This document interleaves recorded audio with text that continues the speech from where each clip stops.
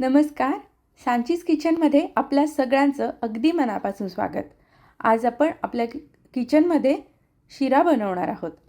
त्याच्यासाठी मी इथे एका कढईमध्ये साजूक तूप घेतलेलं आहे. साधारण मोठे 2 चमचे इथे तूप घेतलं आहे मी. तूप थोडंसं गरम झालं की याच्यामध्ये रवा घेते आहे. इथे जो मी रवा घेते आहे हा आपल्या घरी नेहमी ज्या वाट्या असतात त्या 2 वाट्या रवा घेतलेला आहे. हा रवा बारीक आहे. आता आपण हा बारीक गॅसवर छान रंग बदलेपर्यंत भाजून घ्यायचा आहे.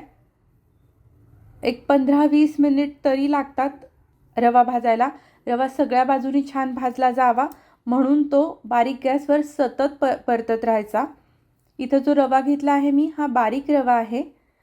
रवा भाजत आला की याच्यामध्ये मी ड्रायफ्रूट्स घालते आहे.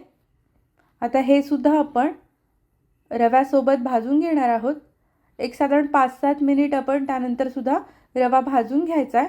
आता आपला रवा भाजून होतो आहे तोपर्यंत आपण इथे एका पातेल्यामध्ये साधारण मी इथं 4 वाट्या पाणी घेतलं आहे आणि 2 वाट्या गूळ घेतलेला आहे.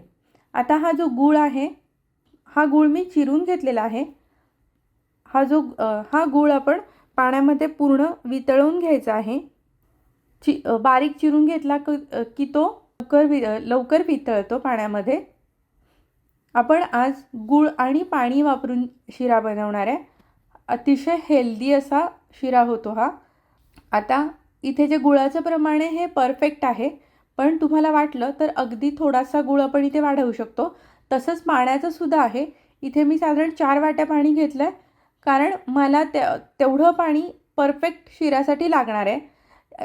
जर जास्त वाटत असेल तर मग 3 वाट्या पाण्यामध्ये गूळ विरघळून घ्यायचा आणि 1 वाटी पाणी बाजूला गरम करून ठेवायचं, म्हणजे आपल्याला ऐनवेळी ते रव्यामध्ये घालता येतं. तर तुम्ही इथे बघू शकता गूळ पाण्यामध्ये विरघळलेला आहे. आता आपण हा रवा थोडासा भाजून घेऊया. छान भाजून झालेला आहे. खमंग असा सुगंध सुटला आहे घरामध्ये.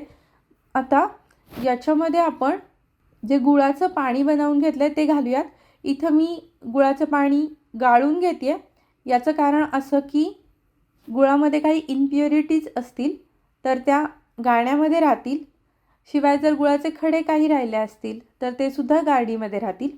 त्यामुळे शक्यतो हे गुळाचं पाणी गाळून घ्यायचं. मात्र दुसऱ्या बाजूला शिरा परततसुद्धा राहायचा कारण त्याच्यामध्ये गुठळ्या नाही झाल्या पाहिजेत. हा शिरा चवीला खूप छान लागतो. मी इथे जे पाणी घेतलं आहे ते पूर्ण पाणी इथे वापरलेलं आहे, तुमच्या लक्षात येत असेल. छान असा मऊसूत हा शिरा होतो. गुळाचं पाणी जे आपण केलं आहे ते पूर्ण रव्यामध्ये ॲब्झॉर्ब होतं, तुमच्या थोड्या वेळाने लक्षात येईल. साखरेपेक्षा गुळाचा शिऱ्याची चव नक्कीच वेगळी लागते. छान लागतो. नेहमीपेक्षा वेगळा अशा चवीचा हा शिरा छान लागतो आणि गूळ असल्यामुळे त्यातल्या त्यात हेल्दीसुद्धा हा शिरा आहे. आता तुम्ही इथे बघू शकता गुळाचं जे सगळं पाणी आहे ते रव्यामध्ये ॲब्झॉर्ब झालेलं आहे. आता मी याच्यावर एक 2-3 मोठे चमचे तूप सोडते आहे आणि याच्यावर झाकण ठेवून याला एक वाफ आणून घेते आहे. तुम्ही इथे बघू शकता छान अशी वाफ आलेली आहे. आपण झाकण काढूयात. वरून तूप घातलं की शिऱ्याला एक छान ग्लिझिंग येतं आणि हा असा आपला छान शिरा तयार झालेला आहे. आता मी गॅस बंद करते आहे आणि याच्यामध्ये आपण जायफळ खिसून घालूयात. जायफळाने चव अजून इन्हान्स होते आणि जायफळ घातल्यानंतर हा शिरा आपण एकत्र करून घेऊयात. तर आज ही गोड बनवलेली रेसिपी तुम्हाला कशी वाटली? ही रेसिपी आवडली असेल तर प्लीज माझ्या या रेसिपीला लाईक करा, कमेंट करा, शेअर करा आणि सबस्क्राईब करायला विसरू नका. सांचीज किचन या आणि अशा विविध लज्जतदार रेसिपीसह पुन्हा भेटूयात. धन्यवाद.